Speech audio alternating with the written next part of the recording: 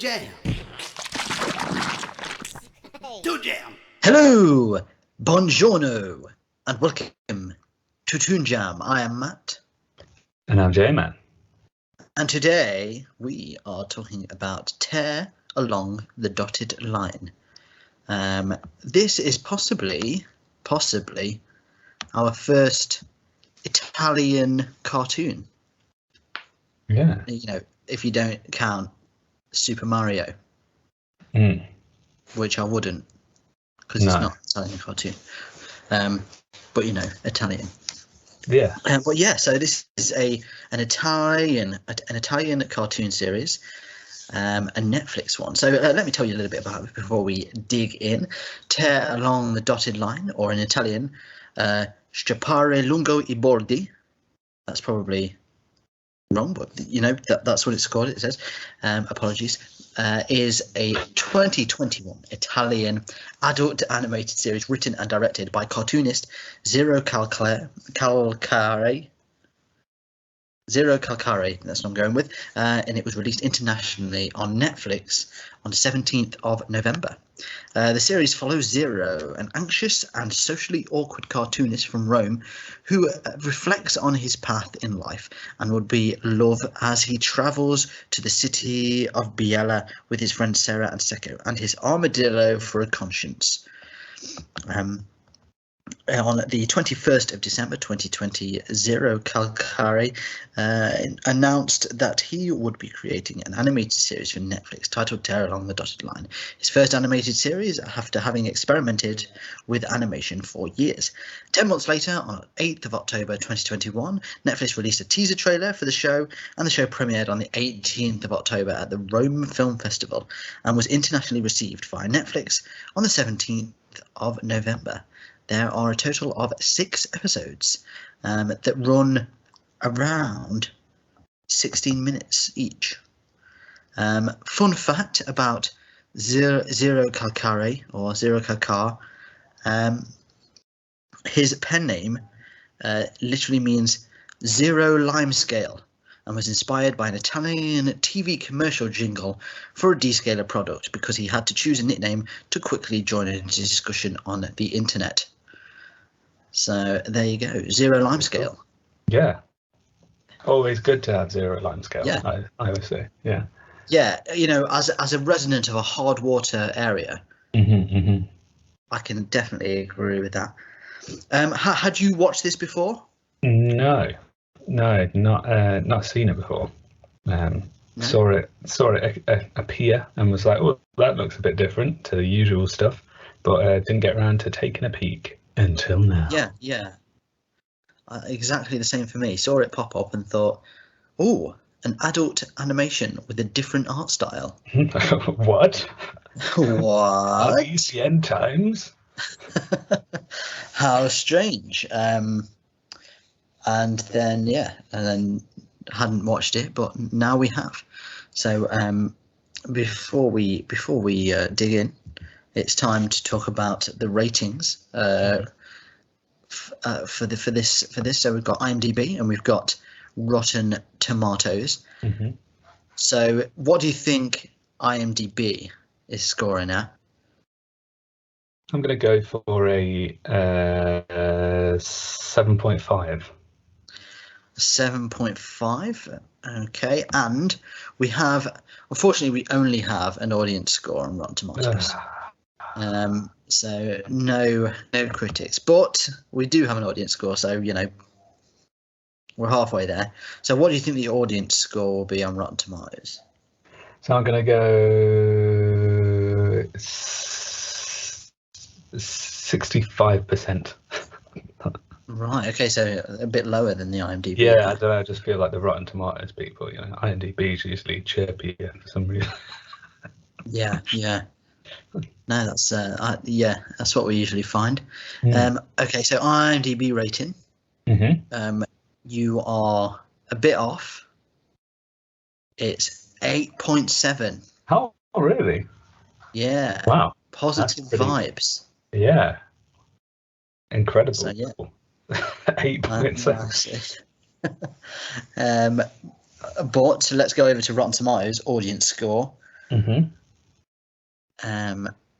We have a total of 100%. What? Yeah, 100%. Wow.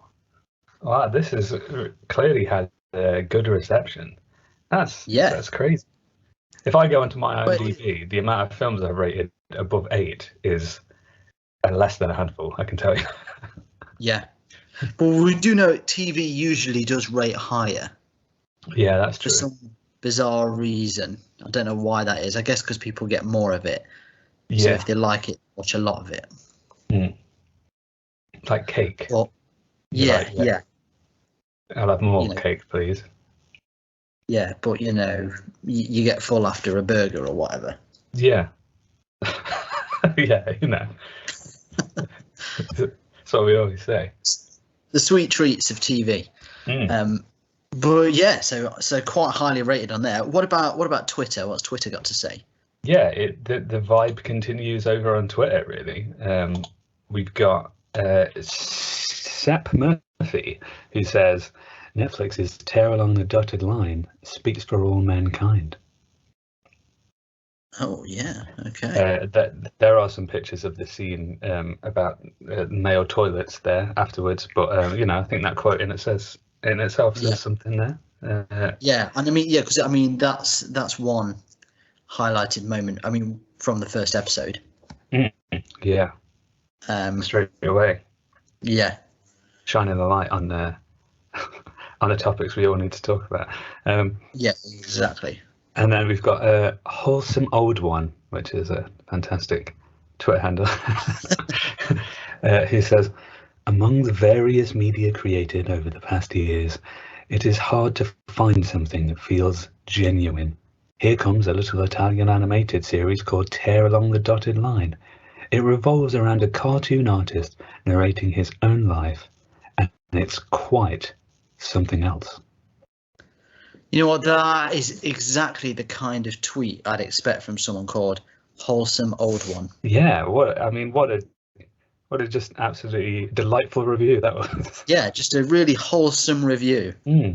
Yeah. Good time. Yeah, very good happy. Times on that one. That's might have to follow back on the old wholesome old one there for more of that magic. So yeah, very positive on that one. We've got Ray Kiyomi, who says, I recently finished Tear Along the Dotted Line, and damn, that animated series has to be one of the best ever written. The script and characters are so well done. A true poem to animation and life. 10 out of 10. Wow. Gleaming review. Yeah. Absolutely. True poem to life. Gleaming. A true poem. That is a true poem to reviews. Yeah. That's not something I hear very often. I'm not sure I've heard it before. A true poem to life. But I like it. I like the way that comes out. Yeah, that's good. And then finally, we've got Grr 33R Draws, which I think is Greer Draws, but Yeah. I'm not cool enough to know how to pronounce those two. They say, just finished Tear Along the Dotted Line. Literally everyone watch this now. The last 2 episodes are life-changing. Oh. Interesting. So, life once again inserted into that. Yeah. That's like 3 of the tweets pretty much say, it speaks about mankind, about life in general. It's something lively about this show. Yeah. Something very like, it causes people to feel immense passion. So is that's all of the tweets? That's all of the tweets, but all very, very positive. All very positive, yeah. So you can see why that 100% is up there as well, really. Yeah. No one seems to have a bad word against it, really. And they are gleaming reviews. Oh yeah. Okay, well, let's dig in. Let's dig into our own. Interestingly, I'd recently found out that you can get comics or graphic novels by Zero Limescale. Oh, right. And I saw one with, Zero, who I'm guessing it's autobiographical in some sense, but I saw this art on the front of one of them and I thought, oh, that's the Netflix series. I knew we were doing this episode. Like when I saw this, it was just strange coincidental timing. Yeah. More than anything, but yeah, interesting, and you can really tell it has a European comic visual to it. And like I said before, the first thing I thought was how refreshing the art style was. Oh yeah, definitely. Yeah, you notice it, don't you, in the lineup of all the other Netflix shows, which it also tackles. You do see like, oh yeah, that's something new, something different. Because I mean, like as we've said before, all the other adult animated stuff, you might even see stuff that you've never seen before on there, but not realise that it's a different show entirely because they all look exactly the same. So yeah. Just like, oh, I think I've seen that, so never mind. Yeah. Yeah, and it is like, and it's all sort of following the same trends, the semi sci-fi tones. Yeah. Ever since, I mean, it was just all Family Guy, and then now Rick and Morty came out, so it's all Rick and Morty. Yeah. Until the next one. Here we are. It's 2022. 2022, the post Rick and Morty times. Yeah, maybe we'll see a big change. This could be the first of many. Oh. Hopefully not the same though. Yeah, tear along the dotted line. Post tear along the dotted line 2023. Everything looks like this. Everyone's got armadillo consciences. But it feels very different as well from these, these other adult animations. It's not just like zany, wacky humor all the time. No. It's genuine reflections on life. Yeah, I mean, like I assume you watched the English dub as well, as did I. Yes. Supposed to speak the language of English, so yeah, and I thought that like initially it was like, oh wow, this is like a very English take on it, like the sort of usually when you see English stuff on, especially in films and stuff, everyone's always really Cockney or whatever, as we've spoken before about the many characters in Animals of Fire and Wood who were overly Cockney. So it felt immediately different to have someone just kind of have a base English accent, like they were talking in English, but there wasn't really any sort of like they sounded just kind of like someone I know down the road a bit more than someone from London town in the 1800s or something. So that was nice, but it also gave it like a sort of a tone immediately there, like the way that they spoke. I think to do with the way that the comedy is it's sort of like it kind of reminded me of like early internet videos, of like early internet animations and stuff that people would make in their room, because it was kind of a person specifically talking at you as opposed to just like voicing a character. So that sort of gets you settled into the way that the rest of the show feels pretty quickly. So I was like, oh, okay, this is what it is. Kind of wasn't expecting that at all, but that's how it is. So I thought something like interesting about like going back to that is that this show feels like it's specifically made for our generation. Yeah. Like all the stuff he talks about, he talks about MSN Messenger and things like that we did when we were younger. Yeah. It probably is a couple of years older than us. Yeah. But I reckon maybe 3, 2, 1. Blast off. But yeah, I mean, it's weird for us because obviously we spend every week really talking about how certain shows are either directed at everyone or not at us. Whereas this is specifically for us. So it was nice to watch something where you're like, I can see now. This is directed at me. Yeah, I understood that reference. Exactly. So I mean, if you say you came out of it and you didn't like it, then it's missing a trick because you are the target audience. Whereas everything that it hit, it's landed. You can really be sure that what you're thinking as a viewer is correct, really. Yeah. Which is rare for us. You kind of have to second guess yourself because you have to put yourself in someone else's shoes. Yeah. It was nice for this to not do that. But I did think all the points. Do you know what? It felt almost like the Ricky Gervais show. Right. It had a sort of podcast feel about it. Yeah. Because I think it's just him talking. Like the whole thing he was like the only voice in it. Yeah. But I really liked that it was a real slice of life, and these kind of it does have a few London-centric gags in it, which is obviously in the translation, and they're probably replacing Rome-centric gags that you wouldn't get as a common Englishman. So they have to replace places with Soho and Hyde Park. There's one specific guy that I'll just be like, what weird. Why would you be talking about Soho and Hyde Park when he's from Rome? But semantics. But the point I was getting at, sort of thing, was I liked that it had that strange sort of podcasty feel and was just one voice, and it helped the jokes. Like, what do you think? I mean, the episode's shorter, but it's quite impressive. It's like a one-man show.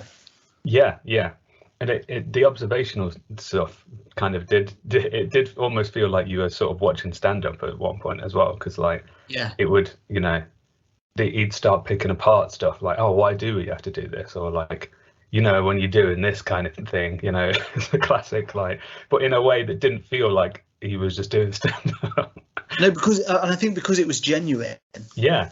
Like that situation where, have you ever done that where you're getting changed somewhere and you've had to stand on your shoes? Yeah. And when you're like, that's so weird that I have done that before. I don't know where I've done it, but you just have to do things like that, and you just kind of block them from your memory. Yeah. Just these nasty places that you have to get changed, or you just, I don't even know why you'd have to do that for anything else, but that bit did make me laugh, that whole toilet scene. Oh yeah, the toilet thing was pretty good, like a pretty thorough assessment of male public toilets. Yeah, pretty great. And pretty female, to be fair. He did go through both, didn't he? Yeah, but I think theirs was equally not fun. Yeah. in different ways. Probably less really on the floor, but still not cool. I think we've talked before about you watch stuff and it has like an overt amount of venom in it, and you're kind of like, all right, you're being a bit too mardy about that. This could easily be that, but he's so angry about things, but I feel like everything he's angry about is justified. Yeah. It's not like you just being mardy there, mate. You're like, oh, yeah, I can completely agree with that. Yeah, because why are we in, the age of robot vacuum cleaners, but every time you have to use a public toilet, you'll have to mentally prepare yourself for what you're about to experience. Yeah. Because why is everyone so vile? Yeah. Because they really are that grim as well. Yeah. Those people that just where were you raised? What did your home bathroom look like? Yeah. If this is how you think, okay, this is what I'm going to do in here. And there's just bodily fluids in places where you question how they even achieved it, sometimes. So you're almost impressed. Well, yeah, it's one of those things that when you really think about it, when you really, really think about it, it's quite disgusting how much urine is on your shoes. Oh yeah. Well, this is why they say heads up That's why they say you're supposed to take your shoes off at the in your house, because if you wear your shoes all the way through your house and into your bedroom, there's a huge percentage chance that you've literally walked strangers' urine into your bedroom because of the amount of wee that is on the male bathroom floor. So take your shoes off at the door, kids. Yeah. Unless you want to be, rolling over into wee everywhere. Yeah.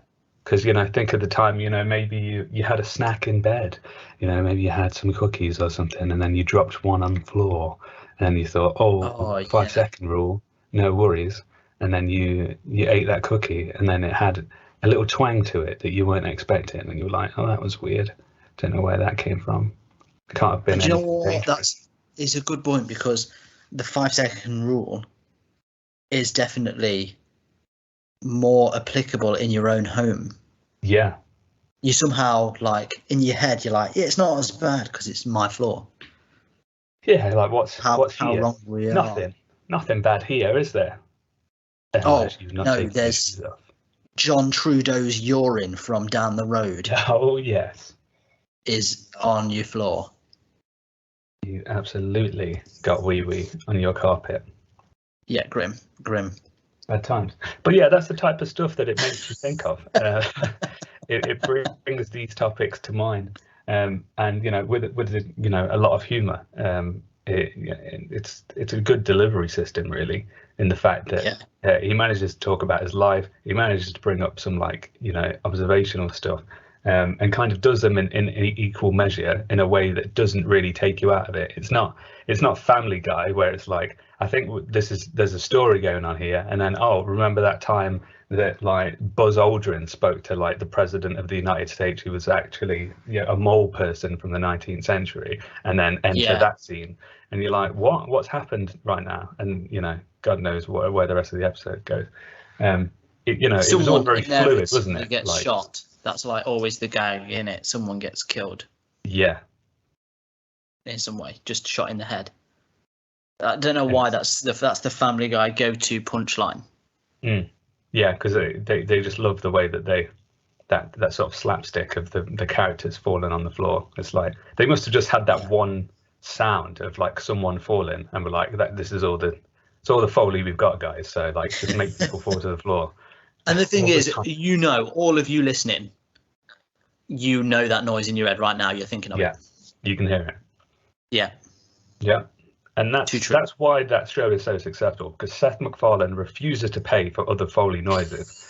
That was the only one he forked out for, and so the rest of the budget just went in his back pocket. Do you know what I mean? Well played. Yeah. It's a scam. Well played. Yeah.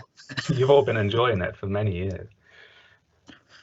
It's time for things to change. That's we've had 2 episodes in 2022. And that is the takeaway I'm getting so far, is that adult animation needs to change. Yeah. We need to start this revolution. Yeah. Tear Along the Dotted Line is the first. Yeah. It's walking off the beaten path. Oh, definitely. Yeah, it really does feel different from the look to the way that the jokes are to that sort of personalized approach, which does feel weirdly fresh for saying that. Obviously, like I say, early internet animations and stuff, it was a kid in their room doing it, so it's like, here's what I think. It was very much like, oh yeah, okay, cool, yeah. But this does seem like you probably do want to sit around and sort of see how these events of his life unravel in what particular way, but it's also not it's not just a random sort of drama. There are weird elements in there that make it sort of different, like the fact that he's got these armadillo creatures or whatever, these aardvark characters that are a part of his brain as well. They're just I don't know, for some reason I didn't really question it. Yeah. Really? Now I'm thinking about it. There's no explanation as to why it's that or anything like that. But no. I don't know. Maybe our minds have just been melted by the, immense amount of cartoons we've watched on this show, Yeah. but yeah, didn't even question it. You're just like, yeah, of course, I'd put conscience. Yeah, you know, we've all got one. Yeah. I was waiting for Okay, this. well, I was waiting for this moment. well, we've discussed it. Let's move on to our reviews. And now, ladies and gentlemen, a poetry reading from Toon Jam. Tonight's performance will be a haiku.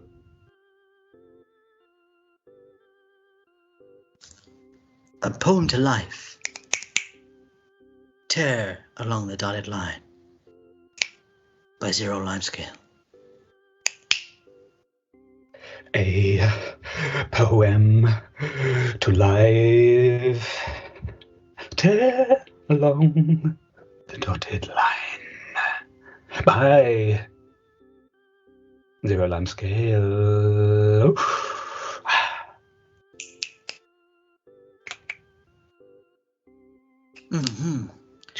To life. Tear along the dotted line by Zero Lime Scale. Tear a poem to life.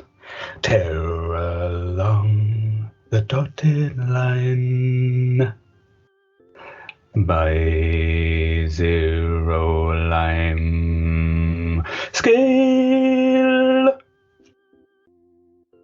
Thank you.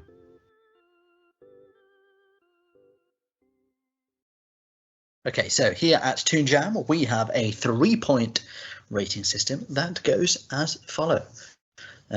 Thumbs up, the new wave of art styles for adult animation. Come on, baby. Thumbs down, a sorely lacking Foley department. And shaky middle, our poetry. So good, bad. That's shaky middle a bit, you know, on the fence with that one.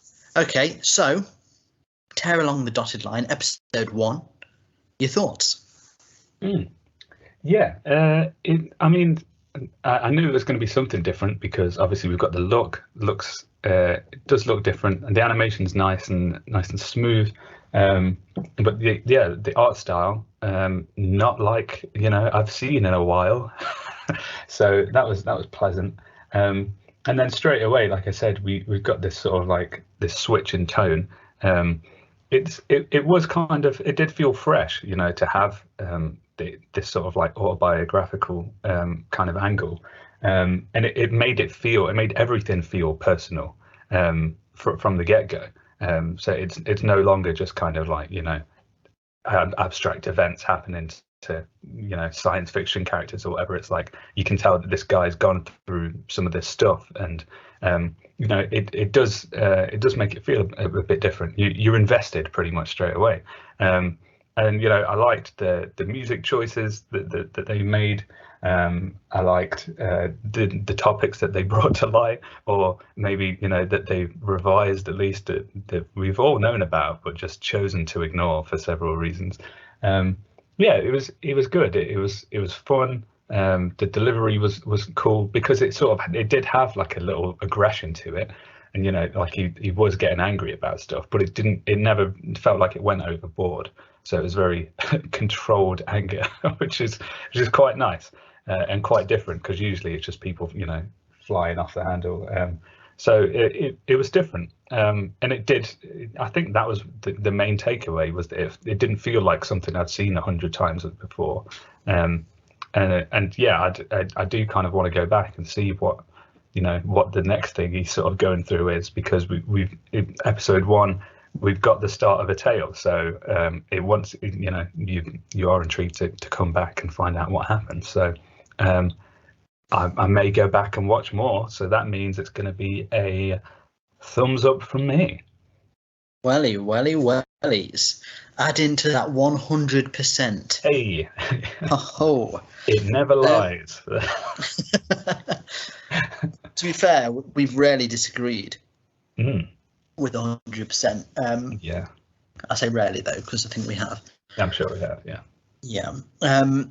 Yeah. This was really, really refreshing, and it was nice to watch something that actually, like, you could actually associate with in a way, because. Like I said before, a lot like the humor you usually get in these kind of shows, it has a certain brand, and it's not to say that it's bad at all. Like, you know, it's popular and people like it, and, you know, there's stuff I've enjoyed, but it's nice to have something where it feels a bit more grounded in reality, and the stuff that you laugh at is because you've experienced it. And that's some of the best comedy. I always think that, you know, if you can truly associate with it, then you know, it's thought provoking, and you're like, yeah, that is hilarious, I've done that before. Yeah. And it has a certain genuine feel, this show. Like, you can tell that it's that he has made this show. It feels honest, which I think is really nice. And obviously, we said a million times, the animation style is different. Which really, the fact that it's different shouldn't factor into our opinion at all. Just because it's not even saying we like it. Yeah. It's just the fact that it's different, which says a lot about current animation. But at the same time, I do like it, and it does look nice, and it has a familiar, unique feel to it. And I think there's something almost nostalgic about it. It does have a European, or almost like 90s, early noughties look to it. Yeah. I guess that's where that internet sort of thing comes into it. And that's the other thing, is that the fact that it is an Italian show. You can tell that there's no hiding it, outside of, you know, the odd gag where they try and make it more local for you. You know, all the writing is in Italian. It's clear that they're in Rome, at least for this episode. And you feel a bit more like it's nice to have somewhere else as a setting. Yeah. I mean, we've talked before about everywhere being set in New York. But it's nice to have somewhere else that's real as well. And it kind of feels almost there's a certain cultural aspect to it that you're getting from it, which is nice. So yeah, I mean, nothing but good stuff to say about it. It's definitely a thumbs up from me, and I too would like to go back and watch more. So there you go. And I think you know, those episode lengths and a 6-episode series, I actually will do. Look at that. Digestible. There you go. Reasonable. Well, okay. Two thumbs fresh. Yeah. That's how we wanted to start the year. Yeah. Here we go. This is the one. Come on. This is the one. This is the start. Forget last episode. This is the one. Right. And hopefully we can keep that up for the rest of the year. Imagine. Come on. a year of all the best reviews. If you send us a request and it's not thumbs up, it's your fault. We're coming after you. And that being said, please do send us your requests. You can do so on the 3 men's toilets of the internet, Facebook, Instagram, and Twitter at Toon Jam Pod. And you can also, if you would like to listen to some of our old episodes, find us on YouTube. And that is also Toon Jam Pod. And you'll find over 150 episodes on there. There's loads of our backlog. Just check out ones you're interested in, and, you know, join in next week for more fun and frivolity. If you did enjoy today's episode, please feel free to rate and review us. We also have a Patreon service if you would like to get a bonus episode, and we have a merchandise store for you to get hilarious Toon Jam goodies, and that is bit.ly/Toon Jam shop. Otherwise, I would just like to say thank you for listening. And until next time, as always, you stay jammy. Hey everyone, thank you for listening. If you want to help the show keep going, you can be extra jammy by heading over to our Patreon page at patreon.com/toonjampod. Here you can get a shout out on the show or unlock bonus episodes. Ratings and reviews anywhere you listen to the podcast also really help us out. So thank you, and stay jammy.